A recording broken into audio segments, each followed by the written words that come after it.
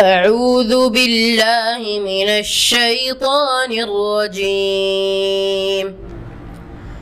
बिस्मिल्लाहिर्रहमानिर्रहीम। मोहतरम भाइयों, वक्फ़ा नमाज मगरिब के बाद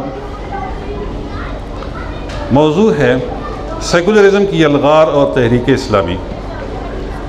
हमारे मुकर्रर और मुरब्बी उमर मुस्तफ़ा अंसारी साहब हैं। उनकी खिदमत में गुजारिश करूँगा कि वो तशरीफ़ लाएँ और अपने मौजू सेकुलरिज़म की यलगार और तहरीक इस्लामी पर इजहार ख्याल फरमाएँ। उमर मुस्तफ़ा अंसारी साहब। औज़ु बिल्लाहि मिनश्शैतानिर्रजीम। बिस्मिल्लाहिर्रहमानिर्रहीम। रब्बि इश्रह ली सदरी व यस्सिर ली अमरी वहलुल उक़दतम मिन लिसानी यफ़क़हू क़ौली। बिस्मिल्लाहिर्रहमानिर्रहीम।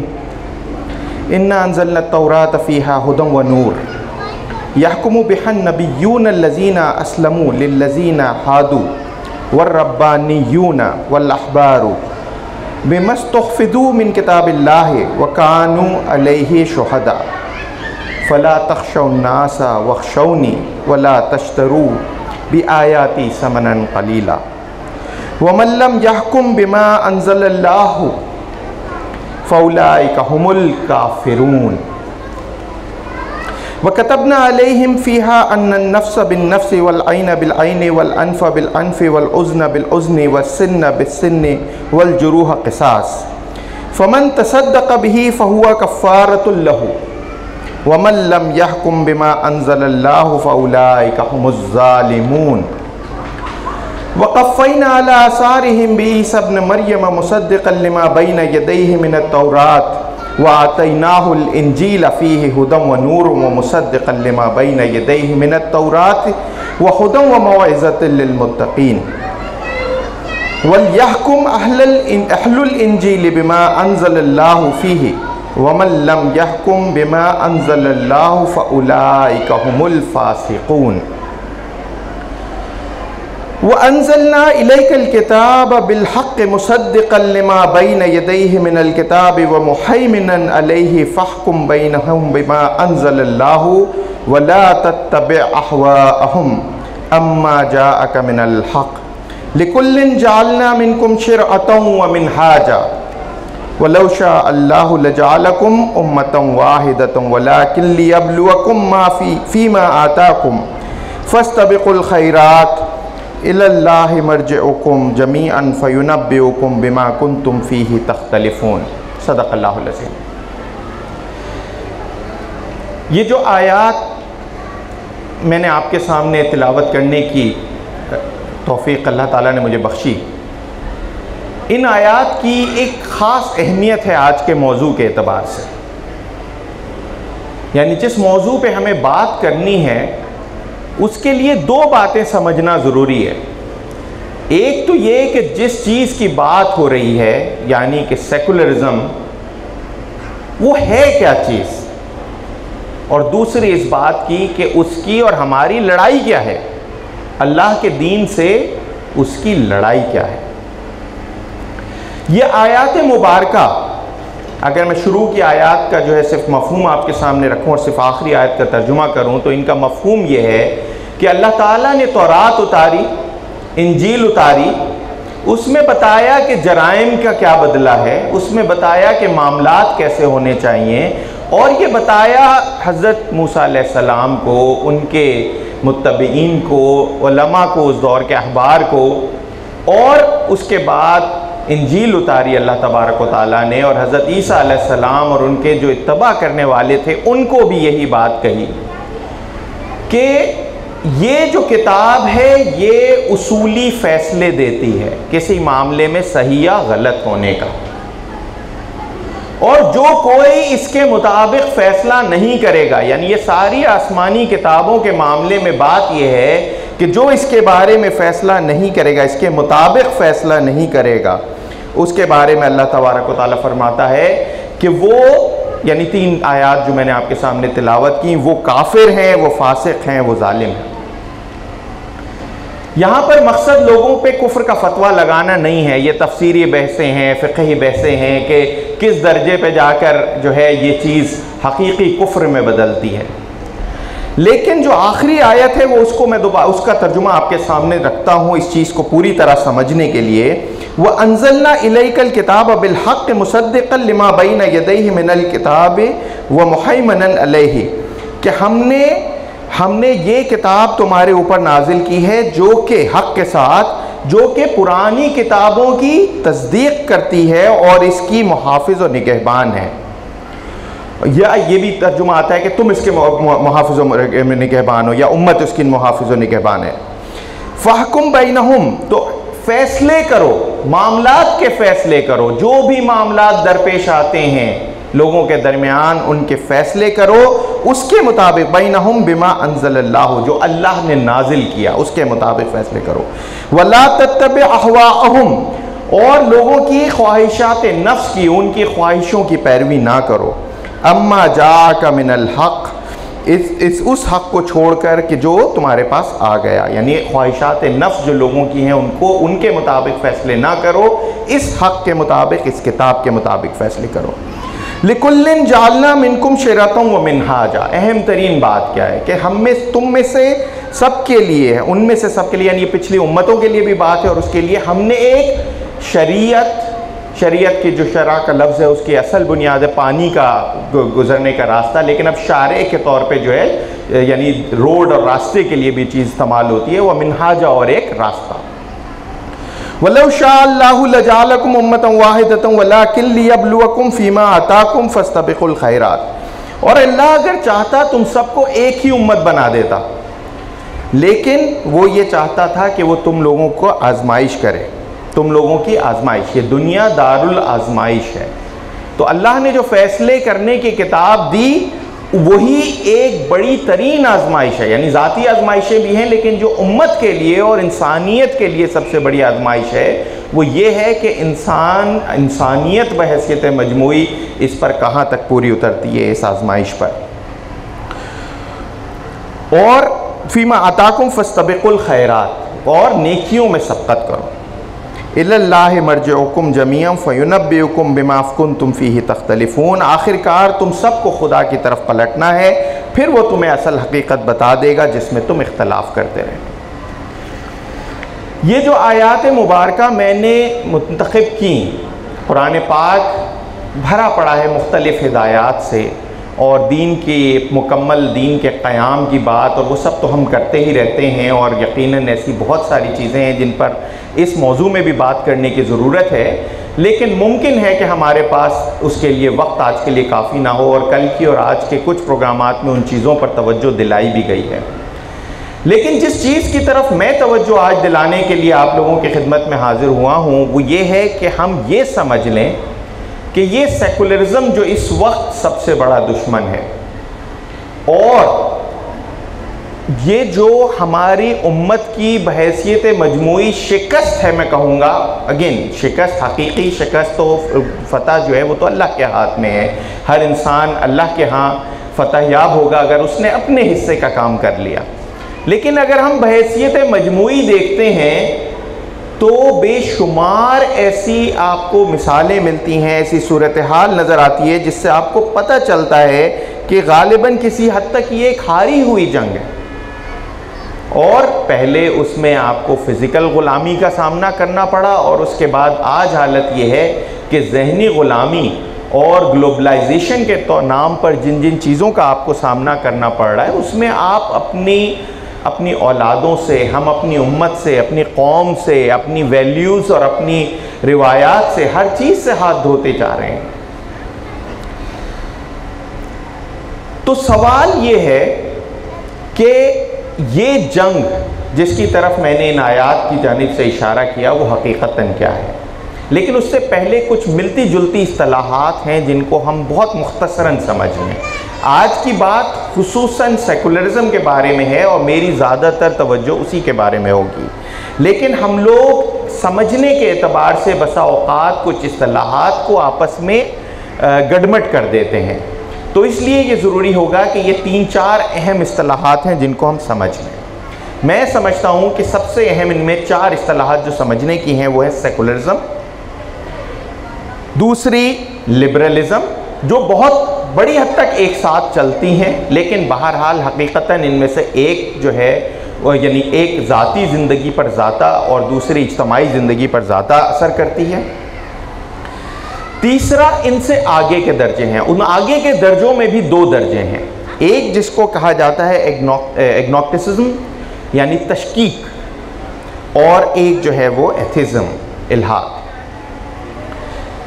मुख्तसरन अगर हम ये कहें कि सेकुलरिज्म क्या है, तो सेकुलरिज्म की मुख्तसर तारीफ ये है कि सेकुलरिज्म इज्तमाई ज़िंदगी में से दीन के, किसी भी दीन के, यानी बात इस्लाम की ख़ास नहीं है, लेकिन असल मुकाबला इस्लाम से ही है, ये सब जानते हैं। और ईसाइयत वगैरह तो बहुत पहले शिकस्त खा भी चुकी हैं, अगर उन्होंने मुकाबला किया भी कुछ अरसे तक, वो बहुत बुरी तरह शिकस्त खा चुकी हैं। इस्लाम भी नाउज़ुबिल्लाह अपनी इस्लाम की हैसियत में नहीं, लेकिन हम उम्मत की हैसियत में बहुत बड़ी हद तक शिकस्त से दो चार हैं। लेकिन बहरहाल ये बात समझने की है कि ईसाइयत ने तो हाथ पांव ही डाल दिए। मतलब ईसाइयत का तो अब हाल ये हो गया है कि वहाँ पर ऐसी ऐसी चीज़ें जो इंजील में, बाइबल में वाज़े तौर पर हराम और इंतहाई नापसंदीदा और अजाब का बाइस हैं, वो उनको लेजिटिमाइज कर रहे हैं, उनको काबिल कबूल बना रहे हैं। तो ये बात समझने की है कि हकीकी मुकाबला जो है वो इस्लाम से ही है। और इकबाल ने भी जो कहा था, जैसे बात कम्युनिज़म का दौर भी वो निकल गया, तो मज़दकियत फितना फ़र्दा नहीं इस्लाम है, असल मुकाबला जो है वो तो इस्लाम से ही है इनका। तो सेकुलरिज्म क्या है? सेकुलरिज्म की तारीफ है कि is the principle of seeking to conduct human affairs based on secular naturalistic considerations. It is most commonly defined as the separation of religion from civic affairs and the state, and may be broadened to a similar position concerning the need to remove or minimize the role of religion in any public sphere. यानी इज्तमाई ज़िंदगी के हर पहलू से दीन को निकाल दिया जाए और कम से कम उसको मिनिमाइज कर दिया जाए। लिबरलिज्म क्या है? फिर हम एक एक करके इनके ऊपर आएंगे। Liberalism is a political and moral philosophy based on liberty, consent of the governed and equality before the law. Liberals espouse a wide array of views depending on their understanding of these principles, but they generally support individual rights. इंसानी हुकूक नहीं, इनफरादी हुकूक, बड़ी अहम बात है ये, including the civil rights and human rights, democracy, secularism, freedom of speech, freedom of the press, freedom of religion and a market economy. अच्छा, इन दोनों में, सेकुलरिज्म और लिबरलिज्म में दो बड़ी खास बातें हैं जिसकी वजह से मैं समझता हूं जो आगे की दोनों चीज़ों की मैं बात करूंगा उनके मुकाबले में ये दोनों बड़ी ख़तरनाक बुराइयां हैं या बड़ी ख़तरनाक दुश्मन हैं। पहली बात ये है कि ये आपको कहते हैं कि हमने तुम्हारे दीन को तो कुछ नहीं कहा, हम तुम्हारे खुदा को, तुम्हारे रसूल को तो नाउज़ुबिल्लाह कुछ बुरा नहीं कहते, हम तुम्हारे नमाज रोज़े के रास्ते में नहीं आते, तुम्हें मस्जिद बनानी है, अगर आसपास की आबादी को तुम्हारी अजान से तकलीफ ना हो तो अजान भी दे दो, वो तकलीफ कहेंगे अजान से तो कोई बात नहीं, तुम ज़रा आहिस्ता अजान दे लेना, लेकिन तुम रोज़ा रखो, तुम नमाज पढ़ो, तुम हज करो, हमें कोई एतराज़ नहीं। तुम मुसलमान कहलाते हो, मुसलमानों जैसे नाम रखते हो, हमें कोई एतराज़ नहीं। बड़ी प्यारी बात इसमें यह है कि ये दोनों ये कहते हैं कि अल्लाह को मानते रहो, कोई मसला नहीं, हमें तुमसे कोई एतराज़ नहीं कि तुम अल्लाह को मानते हो। और यही वजह है कि ये ज़्यादा ख़तरनाक दुश्मन है, क्योंकि अब ये बड़ी आम चीज़ है कि मुसलमान सेकुलर आपको मिलेंगे, मुसलमान लिबरल्स मिलेंगे, इसकी नई नस्ल मुसलमान फेमिनिस्ट ख़वातीन की सूरत में आपको मिलेगी, ये सब आपको मिलेंगे और ये अपने इस्लाम पर फ़ख्र भी करते होंगे। मैं किसी के को इस्लाम से नाउज़ुबिल्लाह खारिज करने की बात नहीं कर रहा, लेकिन बात यह है कि अक़ीदा तो क्लियर होना चाहिए ना। ये जो आयात मैंने आपके सामने तिलावत की, उनके इंतखाब का मकसद ये था कि हम झगड़े की अहम तरीन नौबत को समझ लें। अच्छा, इन दोनों से अगला दर्जा जो है वो एग्नोस्टिज्म का है, तशकीक। खुदा हो भी सकता है और नहीं भी हो सकता, यानी मुझे यकीन नहीं है लेकिन हो सकता है निकल आए, हो सकता है निकल आए। अगर निकल ही आया तो क्या होगा, उस पर एक लतीफ़ा है, लेकिन आज वक्त थोड़ा कम है, तो मैं ये कह सकता हूं कि ठीक है, इस्लाम रखने में कोई मसला नहीं, कभी कभार नमाज पढ़ लेने में कोई मसला नहीं, इसलिए कि हाँ हो सकता है निकल ही आए खुदा, लेकिन मेरी बाकी पूरी जिंदगी पर खुदा को मानने का कोई असर ना हो, या अगर कोई असर हो तो वो माशरती एतबार से एक मिनिमल असर हो। सब नमाज पढ़ रहे थे, मैंने भी पढ़ ली, कोई नहीं गया, मैं नहीं गया। बाकी चीज़ें जैसा कि कोई क्रिश्चियन कर रहा था, जैसा कोई हिंदू कर रहा था, जैसे कोई बुद्धिस्ट कर रहा था, जैसे कोई ज्यू कर रहा था, जैसे कोई एथीस्ट कर रहा था, वो सब उसी तरह है। एक बात मैं आपको और बता दूं, कहने को हम बहुत आसानी से ये कह सकते हैं कि लिबरल और सेकुलर होते हुए भी मुसलमान होता है आदमी, लेकिन उनमें जो पढ़ा लिखा होता है ना, वो बिलमूम कम अज़ कम तशकीक के दर्जे पे होता है। पढ़ा लिखा हो तो, जो पढ़ा लिखा नहीं है, दूसरों के असर से चल रहा है, लिबरलिज्म एक टॉक ऑफ द टाउन है, सेकुलरिज्म जो है वो एक जदीद तरीक़ा ज़िंदगी है, तो लोग मेरा ख्याल है बहुत सारे कम पढ़े लिखे लोग, या जो पढ़े लिखे भी हों लेकिन इन चीज़ों को ना पढ़ते हों, इनकी तरफ तवज्जो ना देते हों, किसी ने कुछ बता दिया और बाकी इस लाइफ स्टाइल से वो मरगूब हों, इस ज़िंदगी के निज़ाम से वो मरगूब हों, तो वो उसको फॉलो करते रहते हैं। लेकिन मैं आपको ये बता सकता हूं कि जो बहुत पढ़ा लिखा लिबरल और बहुत पढ़ा लिखा सेकुलर होगा, वो कम अज़ कम तशकीक का शिकार होगा, चाहे वो मुंह से ना कहता हो, चाहे वो मुंह से कलमा पढ़ता हो।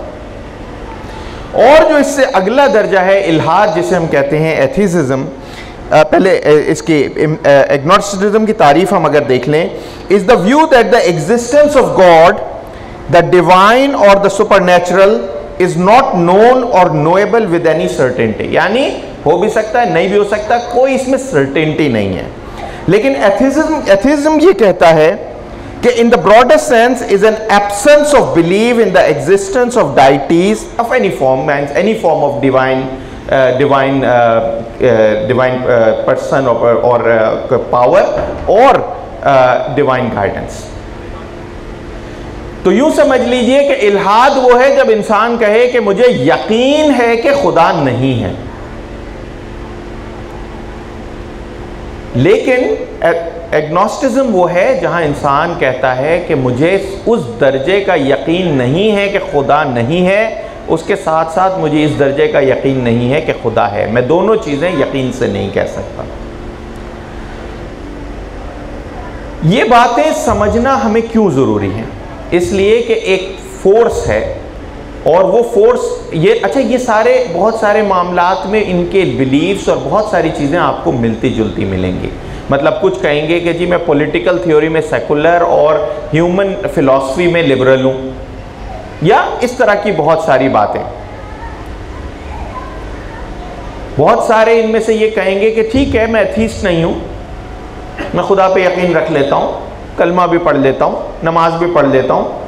एक आध ऐसे कहते हैं कि मुझे खुदा पे तो यकीन 100% हो ना हो, लेकिन मोहम्मद सल्लल्लाहु अलैहि वसल्लम जो हैं वो one of the greatest persons थे। या आपको ऐसे बहुत सारे मिलेंगे जो कहेंगे इमाम हुसैन ने जो काम किया वो one of the greatest thing थी। ये आपको ज़्यादा मिलेंगे। वैसे पॉइंट ये है यहाँ पर कि ये वाली बातें कम की जाती हैं, आगे की बातें एग्नोस्टिसिज्म की और एथिज्म की। लेकिन लिबरलिज्म और सेकुलरिज्म को इस तरीके से सामने पेश किया जाता है कि उसको एक्सेप्ट करना एक आप कह लें फैशन भी लगता है, एक जदीदियत का तकाजा भी लगता है, एक ये कि दुनिया जिस तरफ चल रही है उसमें चलो, और दूसरा इसमें बहुत खूबियां नजर आती हैं। देखो वो लिबरल और सेकुलर कंट्रीज हैं, वहां तुम जाके नमाज पढ़ते हो, कोई कुछ करता है, और यहाँ देखो तुम ये आज आए दिन जो है वो कादियानियों के खिलाफ और इनके खिलाफ और इनके खिलाफ ये कुछ करते रहते हो। तुम उन्हें जिंदा रहने का हक नहीं देते, तुम उनको उनसे बुनियादी हुकूक छीन लेते हो। ये एक दो चीजों की बात नहीं है, ये मैंने आपके सामने एक छोटी सी मिसाल रखी है मजहब ने क्या दिया भाई इतनी सदियों से? देखो मगरबी ममालिक ने उस वक्त तरक्की की जब उन्होंने मजहब को लात मार दी। ये सुनी होंगी आपने बातें, और मैं आपको ये बता दूं कि इन बातों में बहुत असर है, ये बातें हल्की नहीं है। पिछली चंद सदियों में कम्युनिज्म तो बहरहाल किसी हद तक पीछे चला गया, अभी भी उसके ऐसे डाई हार्ड फैंस मौजूद हैं जो उसको दोबारा जिंदा करना चाहते हैं, कम्युनिज्म और सोशलिज्म को, लेकिन उसमें समझें कि उसमें शिद्दत ज़्यादा थी, वो जल्दी पिट गया। लेकिन सेकुलरिज्म और लिबरलिज्म में तो शिद्दत ही नहीं है। सेकुलरिज्म और लिबरलिज्म में तो मुसलमान सेकुलर्स और लिबरल जो होते हैं सो कॉल्ड, उनमें ज़्यादा शिद्दत होती है। ये तो फ्रांस ने अब जाके पाबंदी लगाई, तुर्की में तो कब से पाबंदी लगी हुई थी हिजाब पर। आप बहुत सारे मुसलमान ममालिक, अगेन आज का ये टॉपिक नहीं है, लेकिन आप वहां देख सकते हैं कि कितने मुसलमान ममालिक हैं जहां पर इस्लाम पे अमल करना मुश्किल, और अमेरिका में जाती हैसियत में इस्लाम पर अमल करना बहुत आसान है। तो ये बात पहले हम समझ लें और उसके बाद हम इसके मुकाबले की थोड़ी तैयारी की कोशिश करें कि हमारा असल मसला क्या है। असल मसला ये है कि मुसलमान वो है जो अल्लाह को मानता है और मोमिन वो है जो अल्लाह की मानता है। ये एक मकूला है, यानी ये कोई कुरान हदीस से आई हुई चीज़ नहीं है, लेकिन इसमें बड़ी एक हिकमत की बात है कि जब हम अल्लाह को मान लेते हैं तो हम कानूनी मुसलमान हो जाते हैं। अल्लाह ताला भी जो कहता है ना कि ये मत कहो कि तुम ईमान लाए हो, तुमने सरे तस्लीम खम कर दिया है बस। तो हम पैदाइशी होने की वजह से या उस माशरे में रहने की वजह से मुसलमान कहलाते हैं। लेकिन क्या हम अल्लाह की मानते हैं? जब हमें यह पता चल जाए कि यह हुक्म अल्लाह की तरफ से आ गया है, तो क्या वहां हम अपने आप को रोक लेते हैं?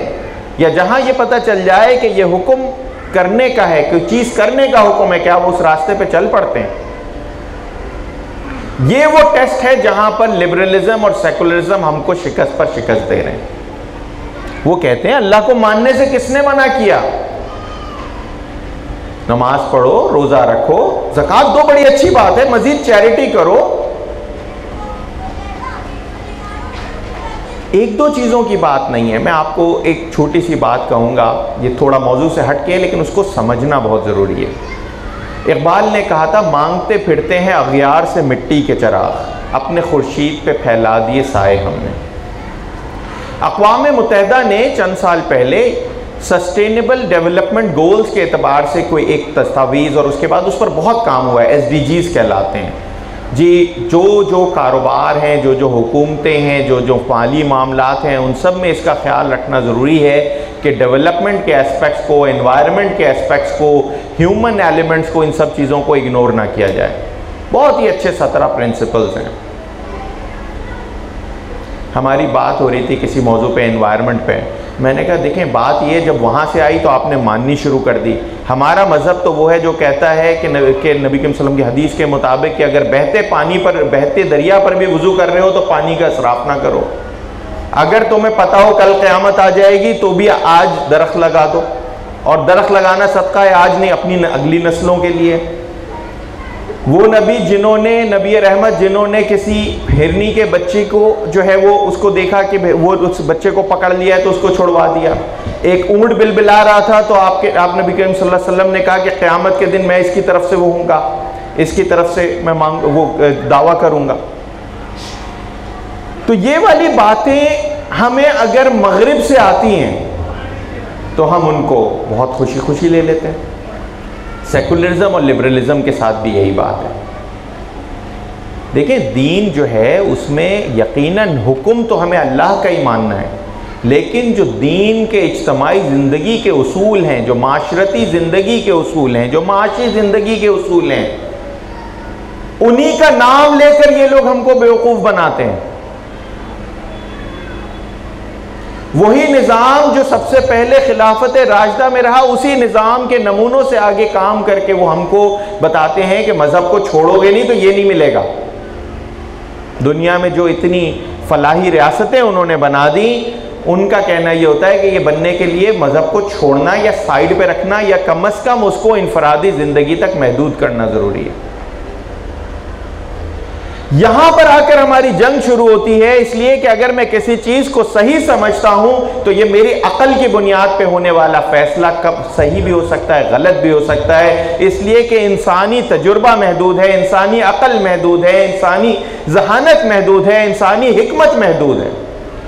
जो हिकमत और जो हिदायत हमको अल्लाह तबारक व तआला की तरफ से मिलती है, उसके मुकाबले में मेरी समझ में आने वाली सारी चीजें महदूद हैं।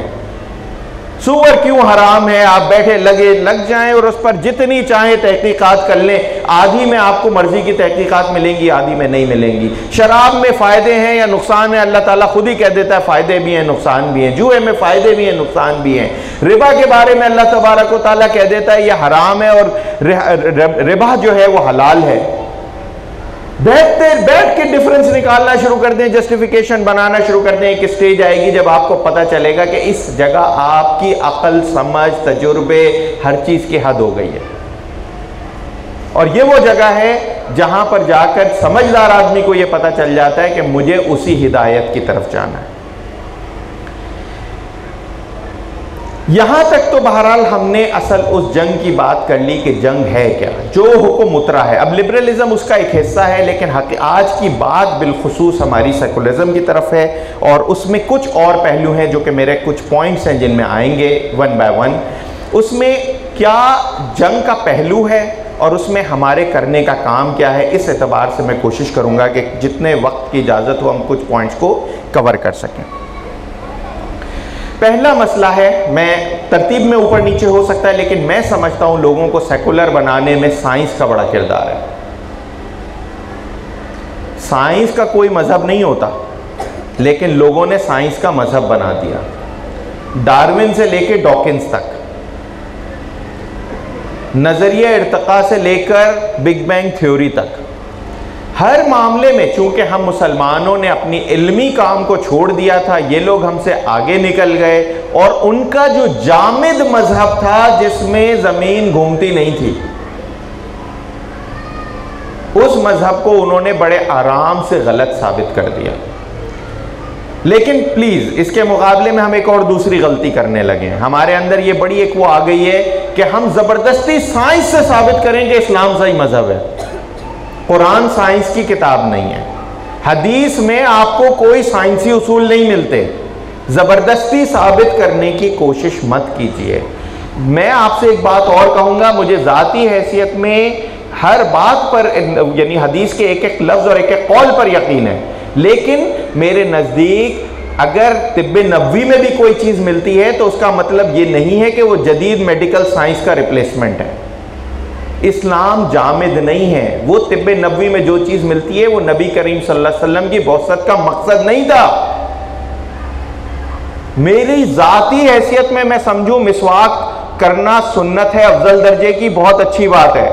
लेकिन अगर लोग कहते हैं कि जदीद दौर में जो दांत साफ करने के तरीके आए हैं उनसे वही मकसद ज्यादा अच्छे तरीके से हल होता है, तो उसमें कोई कबाहत नहीं है। अपनी मिसवाक पर अड़े रहकर लोगों को दीन से दूर मत कीजिए, समझने की कोशिश कीजिए। आप अपनी जाती हैसियत में नबी करीम सल्लल्लाहु अलैहि वसल्लम से अकीदत की बिना पर जितनी चाहे ये चीज करें, अच्छी बात है। लेकिन अगर आप ये साबित करना चाहते हैं कि नहीं जी ये मिसवाक इससे अफजल है, तो ये ऐसी चीज है जिसने इस्लाम को नुकसान पहुंचाया। सेकुलरिज्म और लिबरलिज्म को इसने सपोर्ट की। साइंस को इस्लाम का दुश्मन ना बनाएं और उसके साथ साथ जबरदस्ती साइंस को गलत भी साबित ना करें और इस्लाम को साइंसी मजहब भी साबित ना करें। दीन माशरती मजहब है, साइंस न्यूट्रल है। साइंस जहां तक दीन के हक में है उसको चलने दें। और बुरा मत मानिए, पोलियो ड्रॉप से लेके कोविड वैक्सीन तक जब हमारे दीनी मिजाज के लोग मुखालफत शुरू करते हैं, जाती हैसियत में आपको इत्मीनान नहीं, आप नहीं कीजिए, लेकिन जब आप ये चीजें करेंगे आप लोगों को दीन से दूर करेंगे।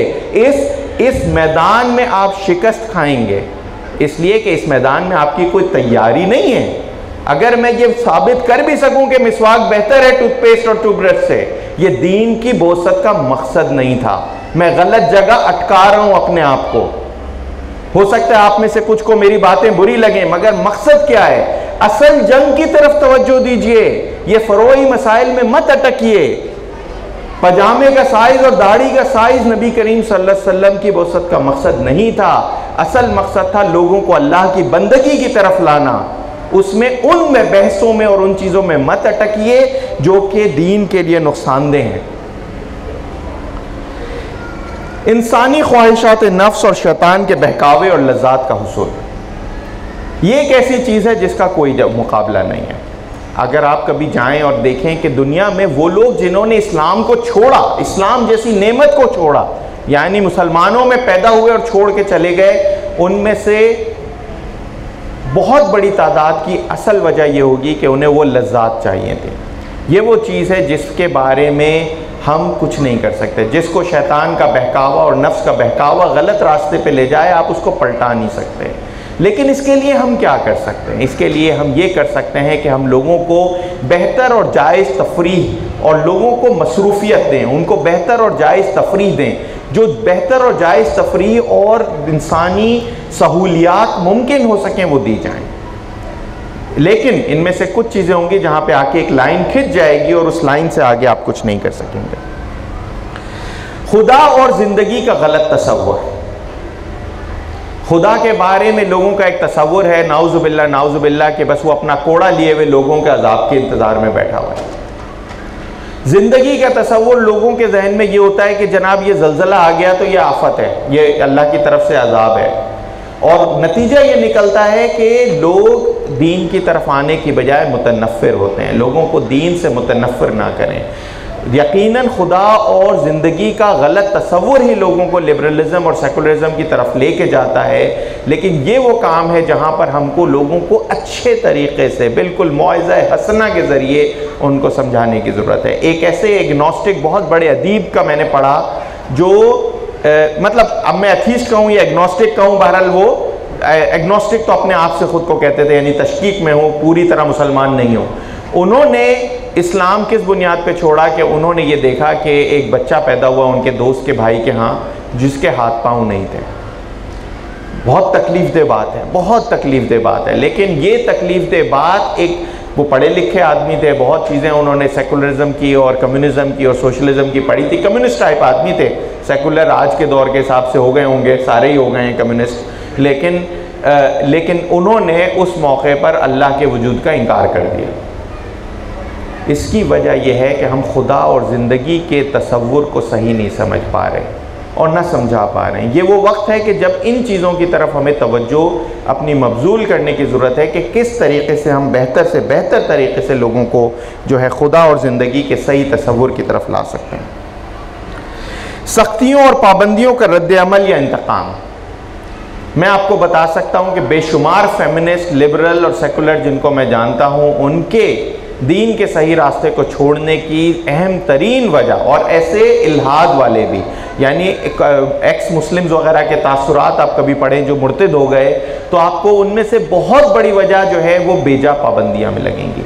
अगेन, पाबंदियाँ तो दीन में हैं, ये तो नहीं हो सकता कि पाबंदियों से आज़ाद कर दिया जाए, लेकिन उन पाबंदियों की तरफ लोगों को तवज्जो दिलाना और उन पाबंदियों का निफाज किस तरीके से किया जाए कि लोग दीन के दुश्मन होने की बजाय दीन को कबूल करें, ये एक बहुत अहम हिकमत की बात है जिस पर हमको और दुनिया भर की इस्लामी तहरीकों को काम करने की ज़रूरत है कि किस तरीके से उन पाबंदियों को काबिल कबूल बनाया जाए। मैं अपनी बच्ची से कहूँ कि तुम जो है वो ज़बरदस्ती बुर्का ओढ़ो, अब तुम बड़ी हो रही हो, या ये कि मैं किस तरीके से एक माहौल के ज़रिए और एक माशरती असर के ज़रिए और एक प्यार मोहब्बत से उसको समझा करके ये चीज़ उसको अल्लाह की तरफ कितना करीब ले जाती है, अपने मकसद हाथ से कितना करीब ले जाती है, ये चीज़ मैं उसे समझा सकूं तो मुमकिन है कि वो अपनी मर्ज़ी से इस बात को मान लेगी। लेकिन अगर मैंने आज उसको ज़बरदस्ती पहना दिया तो आप यकीन रखिए कि मेरे मरने के बाद इस बात का चांस बहुत कम है कि वो उस बुर्के को बरकरार रखेगी। ज़हनी और माशी गुलामी। माशी ग़ुलामी पे मैं ख़ास तौर पे बात करना चाहूँगा और उसमें भी कुछ एक ख़ास इक़बाल की कुछ चीज़ें, बहुत इक़बाल की ज़हनी ग़ुलामी और माशी ग़ुलामी पे बहुत सारी चीज़ें। एक ऐसा वो है क़ता जो मैं ख़ास तौर पे कई बार दोहराता हूँ। इक़बाल फरमाते हैं, ई बनु के फ़िक्र चाला के यहूद नूर हक़ अस्सीन आदम रबूद ताबहु तहु बाला न करदत ई निज़ाम दानिश व तहजीब दीन सौदाए खाम, कि ये जो बैंकों का निज़ाम है, अगेन बैंकों का निज़ाम एक ख़ास बैंकों के निज़ाम की बात है, लेकिन वो ओवरऑल सरमायादाराना निज़ाम की बात कर रहे हैं कि ये यहूदियों की चालाक फ़िक्र का नतीजा है और ये इंसान के दिल से हक़ का नूर निकाल के ले जाता है। ये इंसान के दिल में हक़ के नूर को रहने नहीं देता। जब तक इस निज़ाम को तहोबाला न कर दिया जाए उस वक्त तक दानिश, तहजीब, दानिश यानी विजडम, हिकमत, तहजीब, सिविलाइजेशन, सोसाइटी और दीन जो है वो कायम नहीं हो सकता। सौदाए खाम है, अचीव करना नामुमकिन है जब तक कि इस निज़ाम को उखाड़ ना दिए। ये जो माशी ग़ुलामी का निज़ाम है ये कुफ्र और अफलास कुफ्र तक और उसके बाद बेशुमार ऐसी चीज़ें, हमारे कितने जानने वाले हैं, कितने लोग हैं यहाँ से छोड़ के मगरबी ममालिक की तरफ चले जाते हैं। अगली नस्लें दूसरी तीसरी नस्ल तक जाते जाते बोरिस जॉनसन जो आज उनका प्राइम मिनिस्टर है, 3 नस्ल पहले उसका परदादा जो था वो सल्तनत उस्मानिया के अहदेदारों में था और कुछ दिन के लिए वज़ीर आज़म भी रहा था। मतलब ये तो एक मिसाल है, ऐसी न जाने कितनी मिसालें आपको मिलेंगी। और बात यह है कि ये तो वहाँ हुआ है, ये तो अब जो होने जा रहा है वो तो शायद हमारे अपने माशरे में यहाँ पर हो रहा है, क्योंकि ग्लोबलाइजेशन ने चीज़ों को बदल दिया है। तो माशी ग़ुलामी की अपनी एक बहुत बड़ी अहमियत है और माशी तौर पर ख़ुद मुख्तार होना बहुत ज़रूरी है। उसके लिए बहुत सारे ऐसे इक़दामात की ज़रूरत है कि माशी एतबार से अपने मुल्क को, अपनी कौम को, अपनी उम्मत को ख़ुद मुख्तार बनाने के लिए और मुसलमानों को इनफरादी हैसियत में हमारी उम्मत के लोगों को इस हद तक कम अज़ कम इस काबिल बनाने का कि वो माशी तौर पर ख़ुद मुख्तार हो सकें, इसकी बहुत सख्त ज़रूरत है। और उस जंग में मैं आपको बता दूं कि अगर ये वाला, बाकी आप सारे काम कर लें, ये वाला काम ना कर पाएँ तो आपको इस चीज़ को संभालना बहुत मुश्किल होगा। ज़हनी ग़ुलामी इसके साथ दूसरा एलिमेंट है जो कि हमको कुछ तो हमें विरासत में मिली, क्योंकि वो एक निज़ाम तालीम, वो एक वो ऐसी क्लास ऑफ पीपल क्रिएट कर दी गई जो हमारे ऊपर जो है वो जिसे कहे मुसल्लत करके गए वो लोग, और उसके बाद आज तक हम उससे निजात हासिल नहीं कर पाए। इल्मी काम और प्रोपेगेंडा। इल्मी काम उनका अगर 100 पे है तो हमारा 2 पे है। उस 2 में भी 4-5 बड़े अफराद निकाल दें, 2 भी नहीं रहता। उनके पास जो इल्मी काम हुआ है पिछली चंद सदियों में, यानी किताबों पर किताबें हैं, लाइब्रेरियों पर लाइब्रेरियाँ हैं, पूरी के पूरे ऐसे यूनिवर्सिटियाँ बन गई, निज़ाम बन गए तालीम के, आप उनका मुकाबला कैसे कर पाएंगे? वो रिसर्च में कहाँ खड़े हुए हैं, आप कहाँ पर खड़े हुए हैं? सोचिए, ये वो चीज़ें हैं जिनमें अगर आप सही मानों में मुकाबला ना कर सके तो शायद कुछ हासिल ना हो पाए। प्रोपेगेंडा, जहाँ इल्मी काम है उसके साथ ही प्रोपेगेंडा है, और वो प्रोपेगेंडा की दुनिया जो है उसमें मीडिया का किरदार अलग से भी है। मीडिया के किरदार में प्रोपेगेंडा की एक होता है वाज़े खुला प्रोपेगेंडा और एक होता है छुपा प्रोपेगेंडा। ये मीडिया का जो काम है वो पूरा का पूरा छुपा प्रोपेगेंडा है, एक एक स्टेप से होता है। ज़िया-उल-हक़ के दौर के बाद से आज तक आप अगर कभी देख जाएं तो टीवी पे हर साल जो है वो कितनी तरक्की होती जाती है लोगों के लिबासों में, और जो कुछ टीवी पर और उस पर दिखाया जा रहा है उसमें, अखबारात में क्या हो रहा है, बाकी चीज़ों में क्या हो रहा है। दीन का सेकुलर मफहूम और सेकुलर दीनी जमातें और तहरीक हैं। मुमकिन है कि ये पॉइंट मैं ऊपर लिखता, लेकिन इसको मैंने थोड़ा नीचे इसलिए लिखा कि मैं इस पर ज़्यादा बात नहीं करना चाह रहा। ये ऐसा मौजू है जो हमारे यहाँ बात डिस्कस होता रहा है कि हर वो दीनी जमात जो बज़ाहिर दीनी हो, या ये कि दीनी एक शक्ल सूरत रखती हो, और उसमें भी 2 किस्म की दीनी शक्ल सूरतें अब हैं। पहले तो एक ही किस्म थी जिसमें एक फ़र्द आपको नज़र आता था जो ज़ाहिरी हुलिये से बहुत ज़्यादा दीनदार नज़र आता था, मगर वो दाएं बाएं ज़्यादा तवज्जो नहीं देता था कि कुफ्र और तागूत का निज़ाम किस तरह हम पर गालिब है।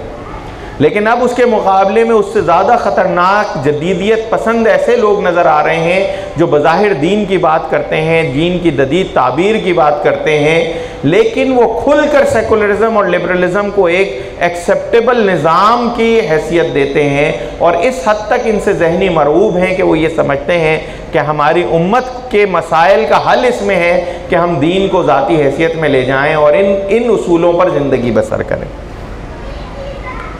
नाम लेने की ना इधर इस टाइप की जमातों की ज़रूरत है ना इस टाइप की जमातों की ज़रूरत है। बात सिर्फ इतनी है कि हमारे जहन को बिल्कुल वाज़ेह होना चाहिए कि दीन किस चीज़ का नाम है, और दीन में जब तक के इज्तमाई हैसियत से गलबे की जद्दोजहद शामिल ना हो, वो किस हद तक नाक़िस है। कौम परस्ती, सबसे ज़्यादा नुकसान हमको पिछली चंद सदियों में कौम परस्ती ने पहुंचाया, ख़ास तौर पे पिछली सदी में।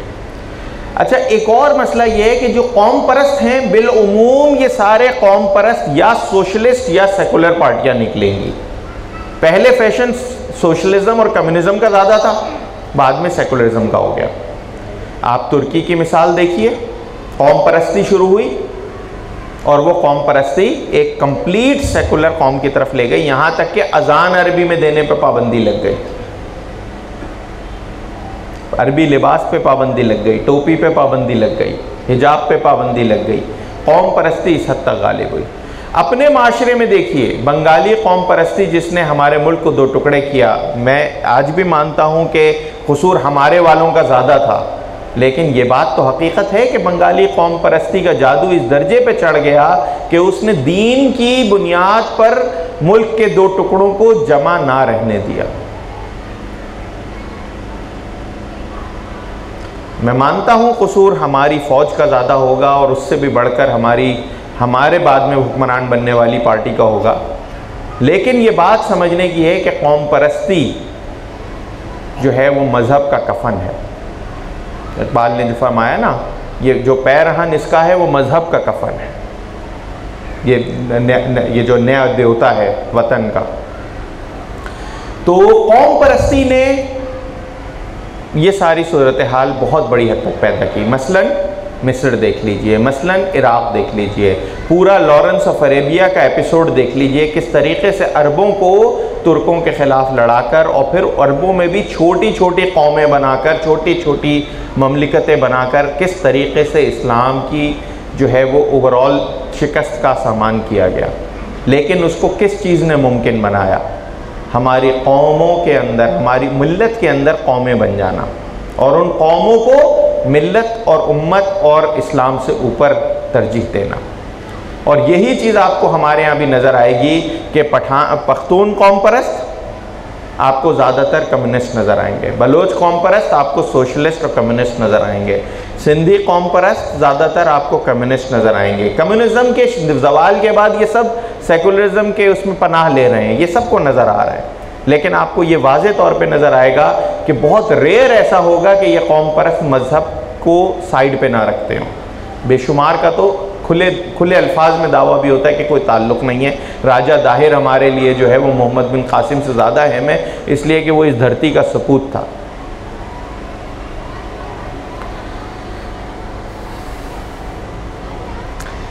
बुनियादी हुकूक का तसव्वुर, एक ऐसा माशरा जिसमें लोगों पर हर तरफ जुल्म हो रहा है, जुल्म का दौर दौरा है, नाइंसाफ़ी का दौर दौरा है, करप्शन है, रिश्वत है, उस माशरे में ये कहना बहुत आसान चीज़ है अगर आप समझें कि भाई बुनियादी हुकूक तो उन सेकुलर मुल्कों में ही मिलते हैं।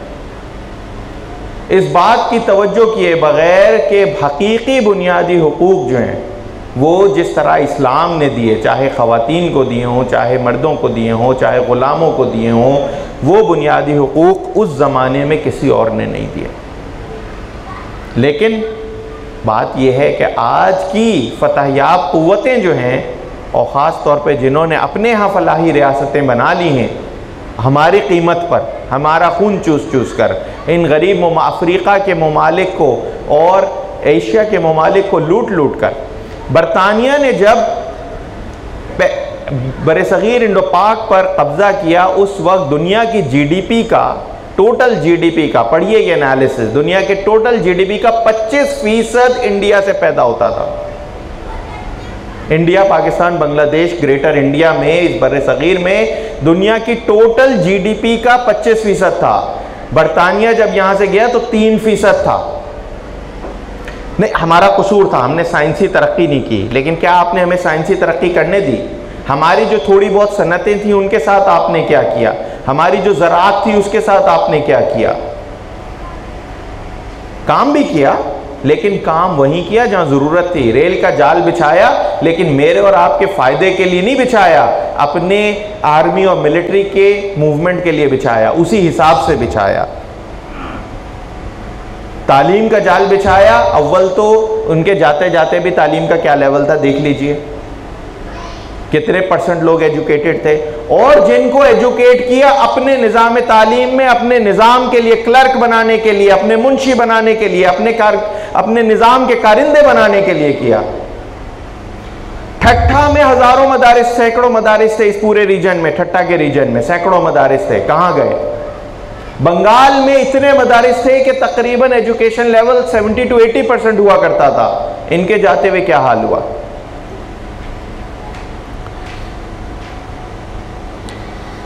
बुनियादी हुकूक में एक दूसरी बात यह भी है कि बुनियादी हुकूक का तसव्वुर, बुनियादी हुकूक के तसव्वुर में अगर यह है कि हर आदमी का हक यह है कि अपनी ज़िंदगी मर्जी से ज़िंदगी गुजारे, तो उस पर हमारा दीन कुछ मामलात में पाबंदी लगाता है। कोई कहे कि मैं बग़ैर शादी के मर्द औरत रहना चाहते हैं, हमारा मज़हब उसकी इजाज़त नहीं देगा, हमारा दीन उसकी इजाज़त नहीं देता। ये ऐसा बुनियादी हक नहीं है, इसलिए कि ये वसी तर उसमें जैसे कहें वसी कैनवस में ये माशरे के लिए नुकसानदेह है। अगर मुझे इसकी हिकमत ना समझ में आए तब भी सीधी सी बात है, अल्लाह ने मना कर दिया। भाई आर्गूमेंट तो बहुत हो सकते हैं इसके हक में और इसके खिलाफ, अल्लाह ने मना कर दिया तो ये बुनियादी हक नहीं है। तो बुनियादी हुकूक का हकीकी तसव्वुर क्या है? अल्लाह तबारक व तआला ने फरमा दिया कि अर्रिजालु क़व्वामून अला निसा। अब वो फरमा दिया, अब यहाँ ये मसला नहीं है कि मैं मर्द पैदा हो गया तो मुझे शौक़ है कि मैं मनवाऊँ अपने आप को, लेकिन बात यह है कि एक घर में अगर 2 अफराद रहते हैं और दोनों ही में कोई एक वीटो पावर ना रखता हो, फैसले की सलाहियत ना रखता हो, तो घर का निज़ाम कैसे चलेगा? कुछ चीज़ें ऐसी होती हैं जिनको बार बार सोचना पड़ता है। अगर मैं करूं, अपनी अकल से करना शुरू करूं, तो कहाँ लाइन खींचूंगा? ये चीज़ें ऐसी नहीं है जिनमें आराम से लाइन खींची जा सके। घर के बाहर कचरा डालना मेरा हक है, मेरा घर है, मैंने अपने घर के सामने डाल दिया, मेरा घर गंदा नजर आ रहा है। आजकल यहाँ चल रहा है, मेरा घर है, मेरी ज़मीन है, मैं इस पर 12 मंजिला बना देता हूँ, बुनियादी हक है मेरा। जब इन मामलात में हम कह लेते हैं कि नहीं जी ये माशरे के लिए नुकसानदेह चीज़ें हैं इसलिए ये बुनियादी हक नहीं है, तो फिर बाकी मामलात में भी हमें ये बात समझने की ज़रूरत है कि अल्लाह तबारक व तआला ने इन चीज़ों पर भी कहीं कहीं कदगन लगाई है। चाहे वो मेरी ज़ाती हैसियत में मेरे सोचने की हो कि मैं ये काम ना करूं, चाहे वो इज्तमाई हैसियत से नाफिज करने की हो कि ये काम नहीं होना चाहिए और ये काम होना चाहिए और ये काम इस तरीक़े से होना चाहिए। स्कूल, तालीमी इदारे, तालीमी निसाब सेकुलरिज़म के और लिबरलिज़म के एजेंडे हैं। अगर कौमी सतह पर इस पर थोड़ा बहुत काम हो भी जाता है, थोड़ी कोई रोक लगाने की कोशिश की जाती है, तो भी जो असल एलीट क्लास है वो अब इन स्कूलों में पढ़ती ही नहीं है। वो जिन स्कूलों में और जिसमें पढ़ती है वहाँ, और जिन इदारों में पढ़ती है, उन इदारों का जो माहौल है, उन इदारों का जो निसाब है, उन इदारों में जो पढ़ाने वाले हैं, उनका जो मिजाज और उनका जो जहनी वो है, उससे आप क्या उम्मीद रख सकते हैं? और अगेन ये वो उनमें से चीज़ें हैं जहाँ पर आप वीक हो गए। कुछ लोगों ने मेरे इल्म के मुताबिक कुछ ऐसे इदारे बनाने की कोशिश भी की, लेकिन किसी हद तक वो भी काने नमक में नमक हो गए। उनमें भी माहौल आप उस दर्जे का कायम नहीं रख पाए जिस दर्जे के माहौल की, जिस तरह के माहौल की ज़रूरत थी। आप वो निसाब नहीं बना पाए, आप ऐसे असातिज़ा तैयार नहीं कर पाए। तो ये भी उसी तरह से एक करने का काम है। मीडिया पे मैंने थोड़ी सी बात कर दी। सिर्फ एक बात, हिटलर की माइन कैम्फ अगर आप पढ़ते हैं तो वो कहता है कि मीडिया में घुसे हुए हैं ये यहूदी, और हमारे यहाँ आप देख लें तो मीडिया में सेकुलर और साथ में माइनॉरिटी फ़िरक़े के लोग घुसे हुए हैं।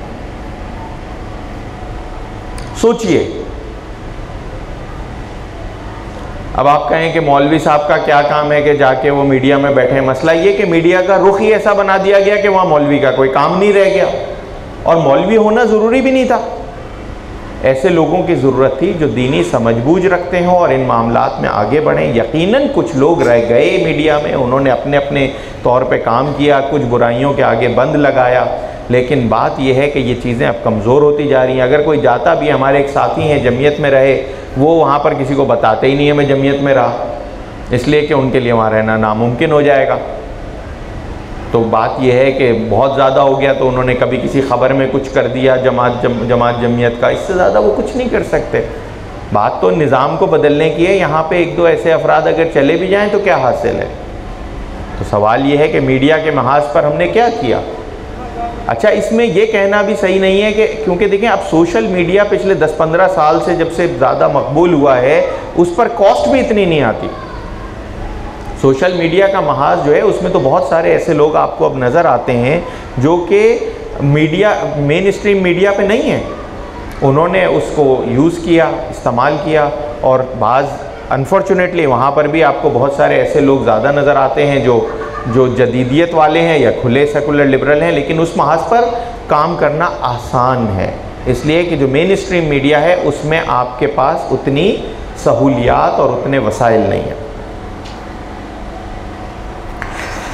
सरमायादाराना निज़ाम पे मैंने बात कर ली, लेकिन उसके एक पहलू पर बात नहीं हुई, वो है कॉरपोरेट एनवायरनमेंट और कॉरपोरेट सेक्टर। कॉरपोरेट सेक्टर जो है वो बहैसियत मजमूई मुनाफा बख्श कामों के लिए है, और वो ये देखता है कि उसकी तरजीहात इस तरह मुतय्यन करता है कि मुनाफा कहाँ ज़्यादा है। गंदी फिल्में बनाने में मुनाफा ज़्यादा है तो वो यही काम करेंगे। वैलेंटाइन डे मनाने से अगर उनकी सेल ज़्यादा होती है तो वो ये काम करेंगे। फादर्स डे, मदर्स डे, हर वो चीज़ जो कि मगरिब से इंपोर्ट करके उसके ज़रिए उनका कुछ ना कुछ फ़ायदा निकल सकता है वो उसको करेंगे। उनके पास मुलाजमत इख्तियार करने के लिए ज़रूरी है कि आप अपना हुलिया भी उनकी मर्ज़ी के मुताबिक बना कर जाएं। अगर किसी ज़माने में थोड़ा बहुत लोकल हुलिया चल जाता था तो वो अब नहीं चल पाता। ये सरमायादाराना निज़ाम का वो पहलू है जो कि अपने मुनाफे की खातिर बेशुमार ऐसे काम करता है जो हकीकतन लिबरलिज़म और सेकुलरिज़म के एजेंडे को और उन ताकतों के एजेंडे को प्रमोट करता है जो इन नज़रियों के अलंबरदार हैं।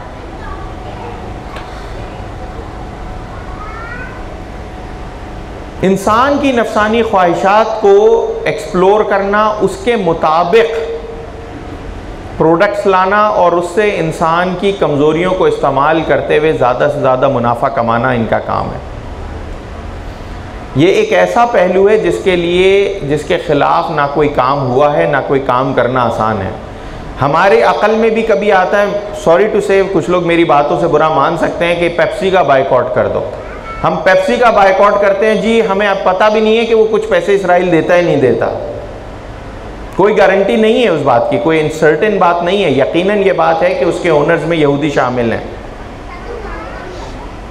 लेकिन हम उसके मुकाबले में 100 गुना बड़ी बात ये नहीं देखते कि वो हमारे माशरे में किस कल्चर को प्रमोट कर रहा है, उस पर हमारी तवज्जो नहीं होती। छोटी अकल है, बुरा मत मानिएगा हमारी कौम की। ये कहना आसान है कि इसराइल को वो सपोर्ट करता है इसलिए उसका बायकॉट करो, इसलिए कोई उठ के बायकॉट नहीं करता कि किस किस्म के लिबास पहन के इनके इश्तिहार आते हैं और ये कौन सा कल्चर हमारे पास प्रमोट कर रहे हैं। ये सिर्फ एक छोटी सी मिसाल है समझने की कि हम जो है वो बड़ी, जिसे कहते हैं ना कि हम जिसे कहते हैं कि वो बड़ी फुटबॉल को खेलने की बजाय जो है ना हम साइड पे रखे हुए पत्थरों से खेल रहे हैं और हम समझते हैं कि हम मैच जीत जाएंगे। जो असल चीज़ है उसको हम आइडेंटिफाई नहीं करते। पेप्सी का बायकॉट होना चाहिए, लेकिन किस बात पे होना चाहिए।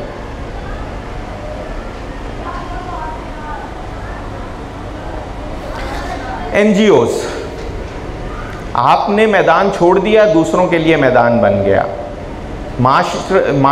जिसे कहें कि खिदमत के मैदान में ऐसी एनजीओज आ गई और इनमें से अक्सरियत अपने पेट की खिदमत कर रही होती हैं, अपने एम्प्लॉयज़ की खिदमत कर रही होती हैं। इनका 50 से 60% बजट इनके अपनी चीज़ों में जा रहा होता है, आवाम तक नहीं पहुंचता, लेकिन ये पीछे से फंडिंग लेके आती हैं और एक मखसूस एजेंडे को प्रमोट करती हैं। आप कोई वाक़या लेके 4 पोस्ट कार्ड लेके खड़े हो जाएं, 100 एनजीओज आ जाएंगी। सिर्फ शर्त यह है कि उनके एजेंडे को प्रमोट करना चाहिए। उनके एजेंडे से हट के कुछ है, आपके पास कोई फंड नहीं आएगा। मैं आपको बता सकता हूं कि इन NGOs को करोड़ों अरबों रुपए के फंड मुख्तलिफ एजेंडाज को सपोर्ट करने के लिए मिलते हैं। बिल्कुल ये तयशुदा बात है, इनके मकासद में ये चीज़ें शामिल होती हैं। आप किसी भी नौइयत के सेकुलर एजेंडे को ले लें, फेमिनिस्ट एजेंडे को ले लें, आपको ये सब मिलेगा।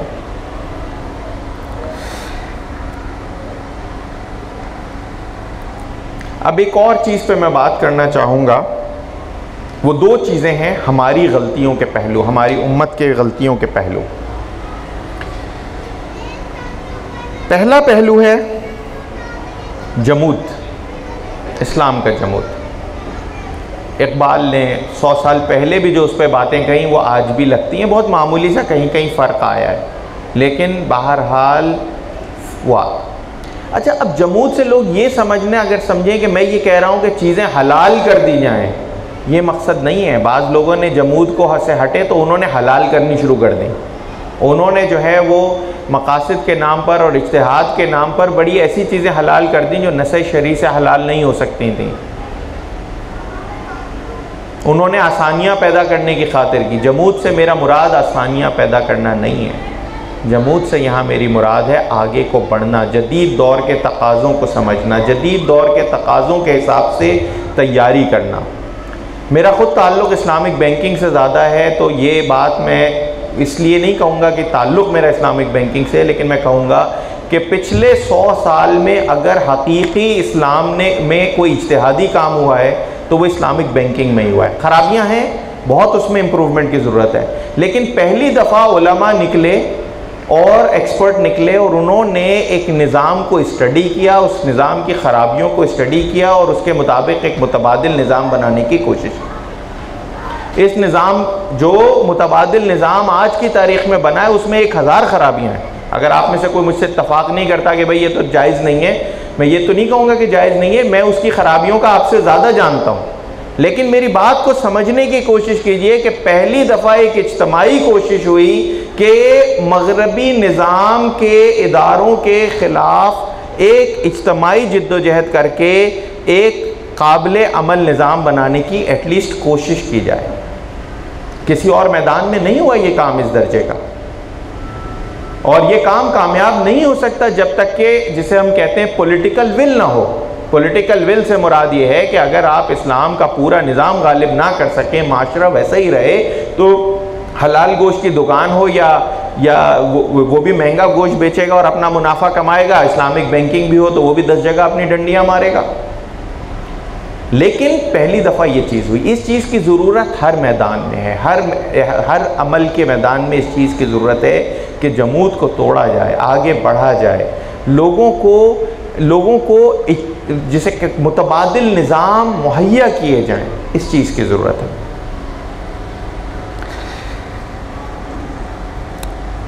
शिद्दत पसंदी, मैं थोड़ी बहुत बात पीछे भी कर चुका हूँ कि यानी बेजा पाबंदियाँ, लेकिन शिद्दत पसंदी जो है ना, वो इस्लाम का एक ऐसा चेहरा दिखाती है जो कि इस्लाम को लोगों के लिए नाकाबिल कबूल बना देता है।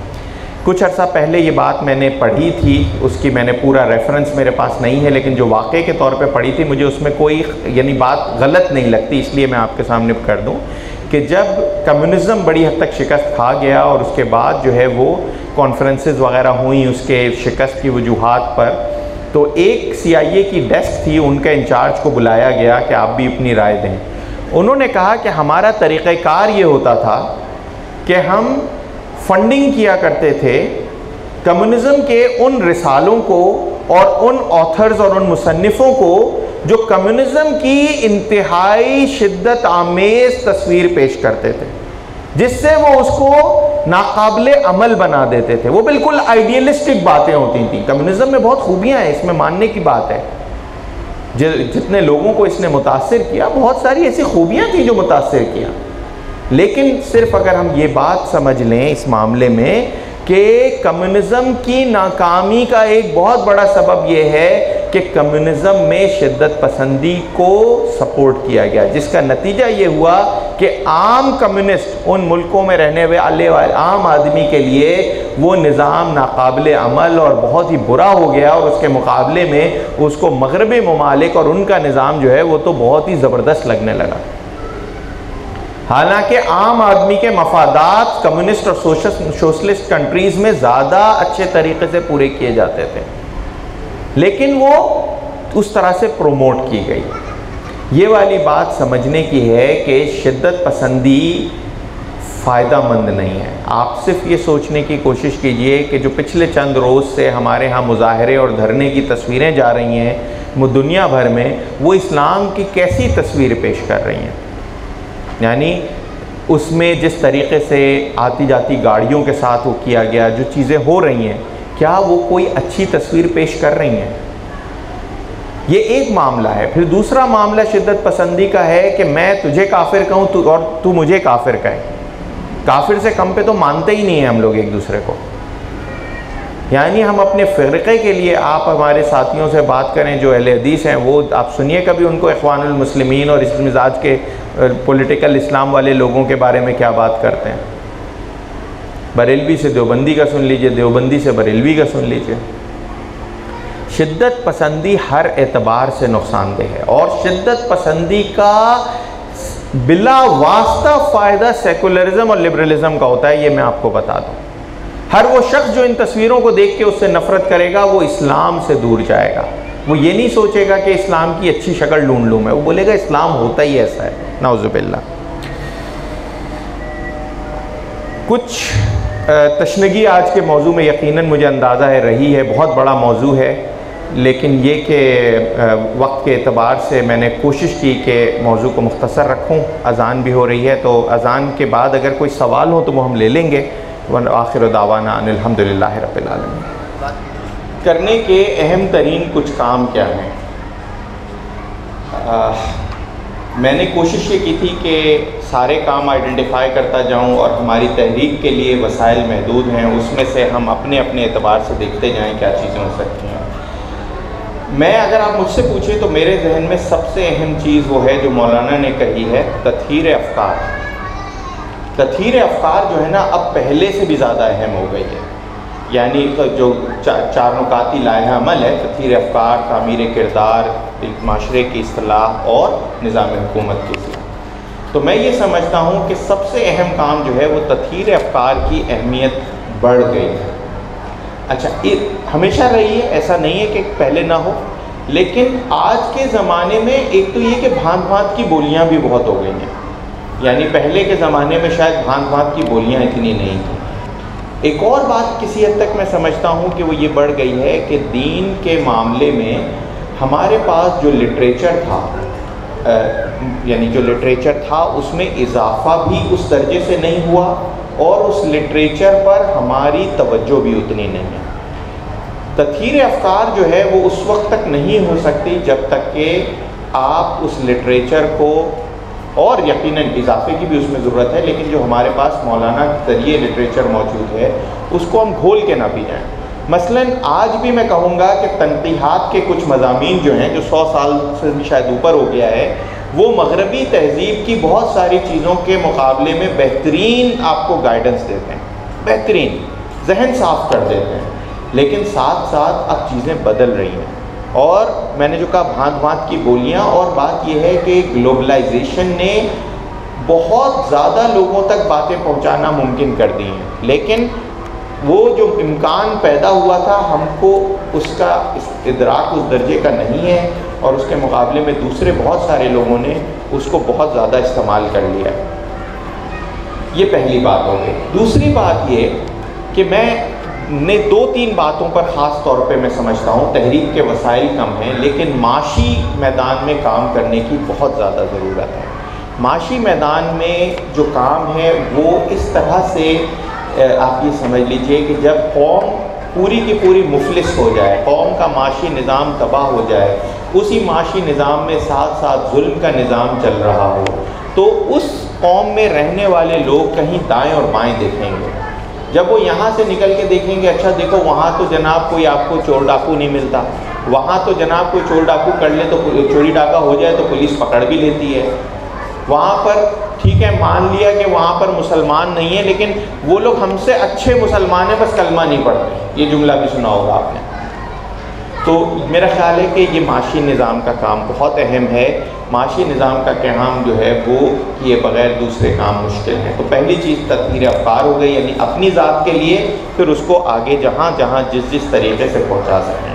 दूसरा मैंने बताया कि माशी निज़ाम, और तीसरा मैं समझता हूँ तालीमी निज़ाम, तालीमी काम, स्कूल बनाना, लेकिन स्कूलों से ज़्यादा जो है मुदर्रिसीन और टीचर्स तैयार करना।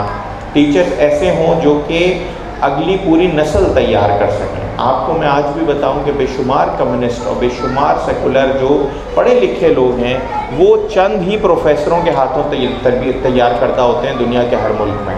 वो प्रोफेसर अपनी पूरी ज़िंदगी अपने गलत अकायद के लिए लगा देता है, पढ़ता है, तहकीक करता है और पूरी ज़िंदगी जो है वो बड़ी सादगी से गुजार देता है इन सारी चीज़ों।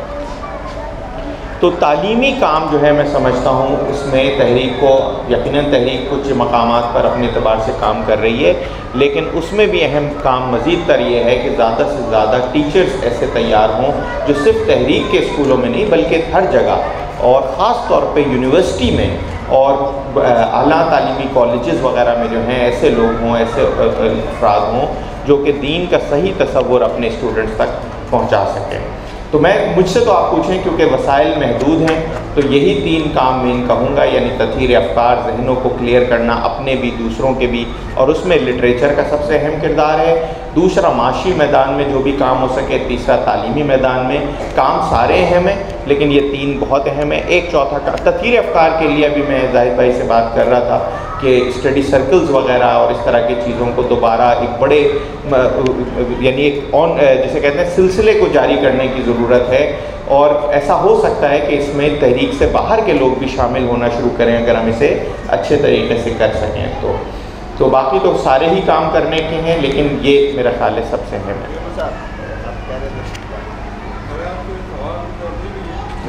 माइक ले लीजिए ना, माइक ले लीजिए तो आपकी आवाज़ सब तक चली जाएगी। अच्छा अस्सलाम वालेकुम, वली मोहम्मद नमानी हैदराबाद से। मेरा उमर भाई से सवाल तो नहीं है लेकिन उनसे गुजारिश है कि ये मौजू बहुत ज़्यादा मकसद वसी मौजू, बहुत वसी मौजू है। इस पर जो है ना बात एक तकरीर में जो है वो नहीं समा सकती, क्योंकि बहुत सी बातें ये मुख्तसर बयान करते हुए चले गए, वक्त की कमी हो जाएगी। मेरी इनसे ये गुजारिश है कि ये अगर उनके पास वक्त हो, हमें मालूम है बहुत मसरूफ़ अपने कामों में रहते हैं, लेकिन इसके लिए ये तहरीरी तौर पर इसको लेकर आएँ और उसको किस वार नशूर में शाया किया जाए ताकि इसको बेहतर तरीके से लोगों तक पहुँचाया जाए। इसकी जी इंशाअल्लाह पूरी कोशिश करूँगा। जी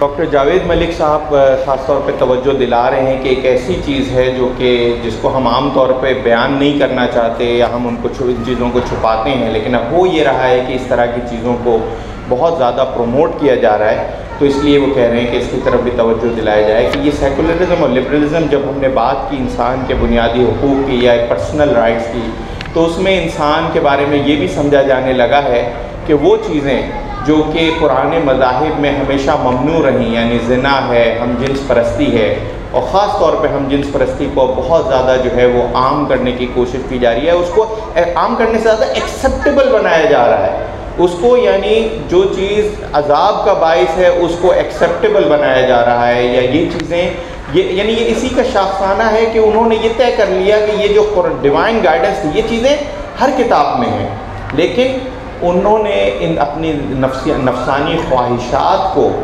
पूरा आगे बढ़ाने की खातिर, और जिसे कहा जाए कि जिसे कहें कि नफसानी ख्वाहिशात में बहुत अहम इंसान की जिनसी ख्वाहिशात हैं जिनकी खातिर जो है वो बहुत सारे चीज़ों से वो इनकार करता है। बल्कि मैं ये भी कहूँगा कि बहुत सारे आपको ऐसे लोग नज़र आएंगे जो मैंने शुरू में ज़िक्र किया था, जो इस्लाम छोड़ बैठे उनमें बहुत बड़ी तादाद आपको ऐसी नज़र आएगी जो अपनी जिनसी ख्वाहिशात, मैंने नफ्सानी ख्वाहिशात का लफ्ज़ किया था, लेकिन उसमें वाज़ेह तौर पे कहा जा सकता है कि अपनी जिनसी ख्वाहिशात, जिसमें हम जिन्स परस्ती और ये चीज़ें शामिल हैं, उसकी खातिर वो किए थे। और इन्हीं के NGOs के एजेंडा वगैरह में भी आपको ये चीज़ बहुत ज़्यादा नज़र आ रही है। तो इसके लिए बहरहाल इसके लिए तो पूरी उम्मत को ही काम करने की ज़रूरत है, लेकिन अपने अपने हद में अपने अपने वसाइल के एतबार से हम सबको इस मामले पर, इन मामलों पर भी काम करने की ज़रूरत है। अस्सलामु अलैकुम।